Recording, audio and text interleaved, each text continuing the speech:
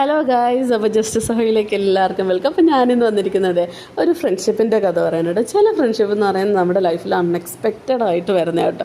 അപ്പം എൻ്റെ മോളുടെ ഫ്രണ്ടാണ് ഫായിസ്. അപ്പോൾ ഫായിസിൻ്റെ മദറും ഞങ്ങൾ KG ഞങ്ങൾ അങ്ങനെ ജസ്റ്റ് ഒന്ന് നമ്പർ കൊടുത്ത് ഞങ്ങളങ്ങ് ഫ്രണ്ട്സ് ആയതാണ്. പിന്നെ ഇപ്പം ഞങ്ങളുടെ പിള്ളേർ UKG ആയി. പിള്ളേരുടെ ഫ്രണ്ട്ഷിപ്പിനെ കാട്ടി തിക്കായിട്ട് ഞങ്ങളുടെ ഫ്രണ്ട്ഷിപ്പാണ്.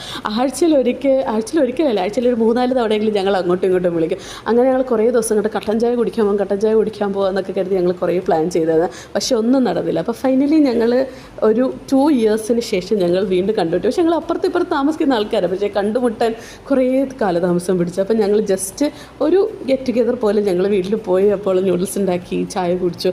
പുറത്ത് പോകണമെന്നായിരുന്നു ഞങ്ങളുടെ പ്ലാൻ, പക്ഷേ നടന്നില്ല. അപ്പോൾ അവൾക്കൊരു ട്യൂഷൻ കുട്ടി ഉണ്ടായിരുന്നു. അപ്പോൾ എൻ്റെ പഴയ സ്റ്റുഡൻ്റായ ഇർഫാൻ്റെ സിസ്റ്ററാട്ടോ ഇത്. അപ്പം ഞങ്ങൾ എല്ലാവരും കൂടെ അന്ന് ഈവനിങ് ജസ്റ്റ് ഒരു കുറച്ച് നേരം ഒന്ന് വൈബ് ചെയ്ത് ഞങ്ങൾ തിരിച്ച് വീട്ടിൽ വന്നു. അപ്പോൾ ഇത്രയുള്ള ഗൈസ്.